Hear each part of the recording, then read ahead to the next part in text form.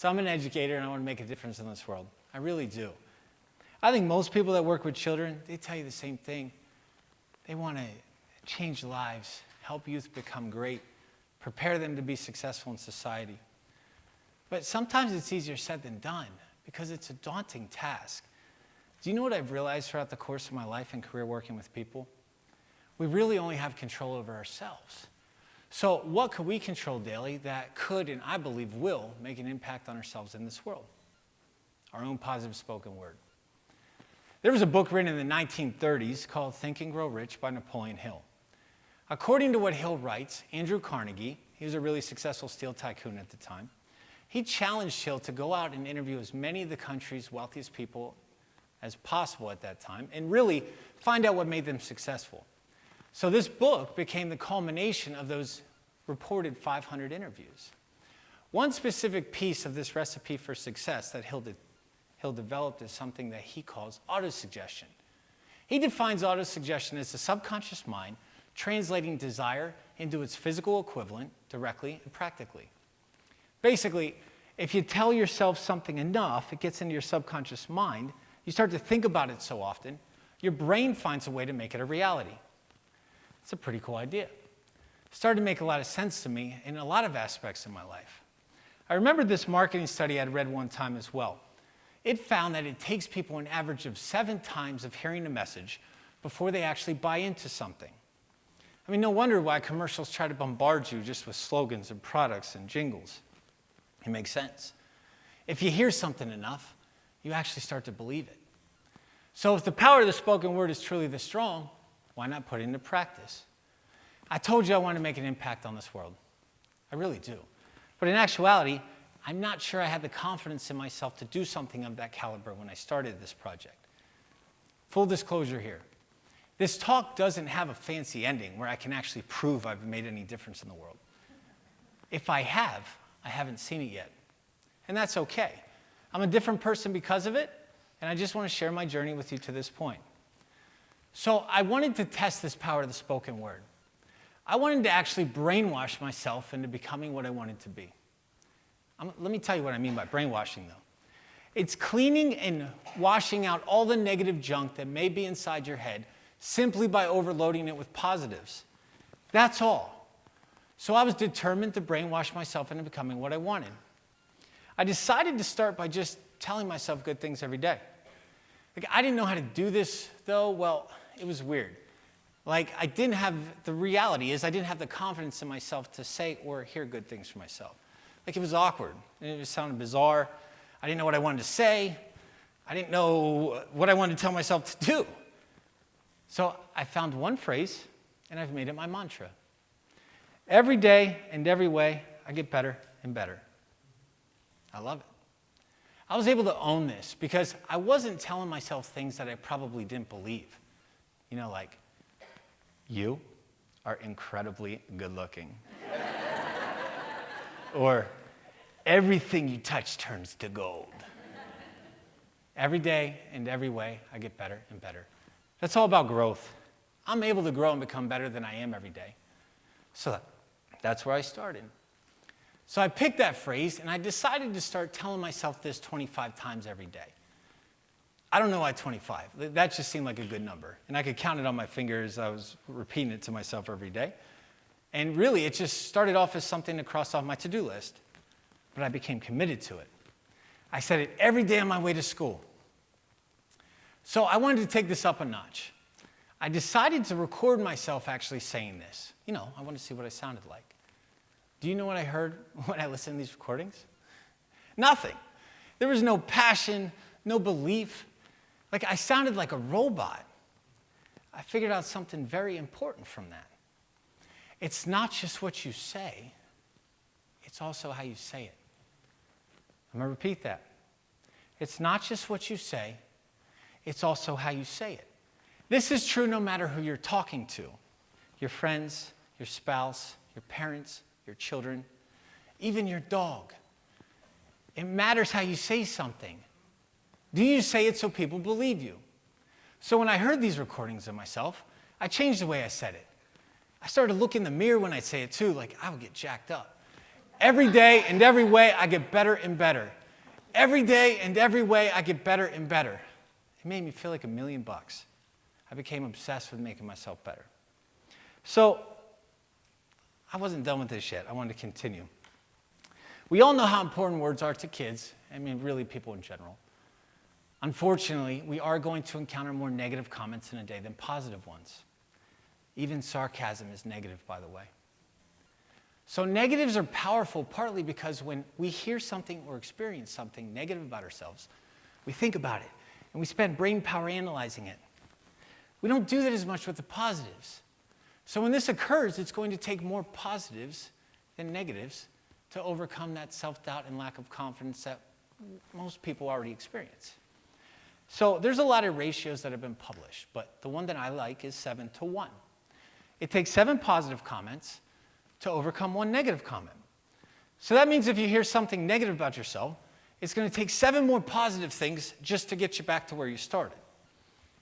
So at about the same time, my wife was pregnant with twins. I was really into the spoken word stuff. I wanted to experiment a little. So I came up with this list of power phrases and words that I plan to tell my kids every single night. Look, I knew they were going to experience negatives in their life.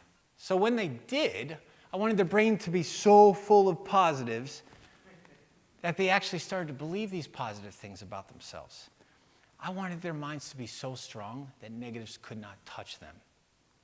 I was going to brainwash it.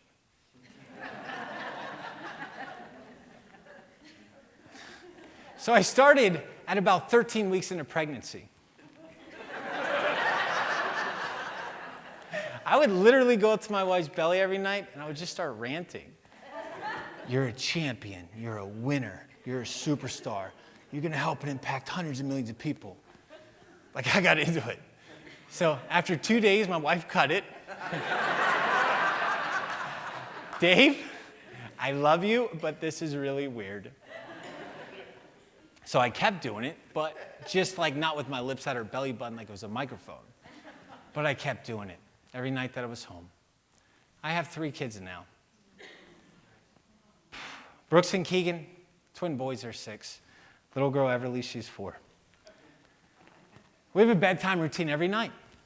We read, we say our prayers, and then I say stuff to them. That's what they call it.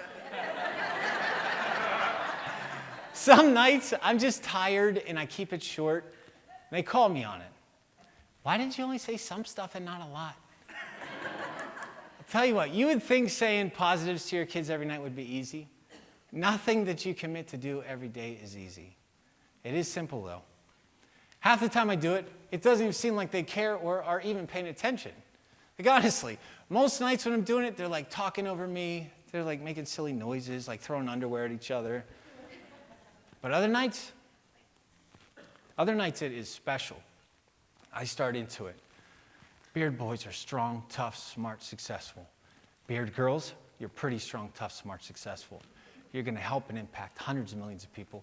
You're going to change the world. You are persistent, consistent, tenacious, outgoing. You're aggressive, you're competent, you're competitive. You've got a good work ethic. You finish what you start. You fail forward. Nothing slows you down. Nothing gets in your way. You fail forward. You blast through obstacles, and you finish goals with a vengeance. Now they're looking at me. You are powerful and explosive and strong and tough, athletic and coordinated. You're a champion, you're a winner, you're a superstar. You can do anything you want, have anything you want, and be anything you want. They're nodding their heads. You are kind, sweet, you're sincere, you're trustworthy, you're tender, you're loving, respectful, you're dependable, you're accountable, you're reliable. Now they're repeating it with me. You have integrity, high standards, and high morals. You stand up for what you believe in. You're a person of character, and you do what's right even when nobody's looking. You leave people feeling better about themselves than when you found them. People trust you, love you, and respect you. You're always excited. You're always upbeat. You're always positive. You're always moving forward. You are amazing.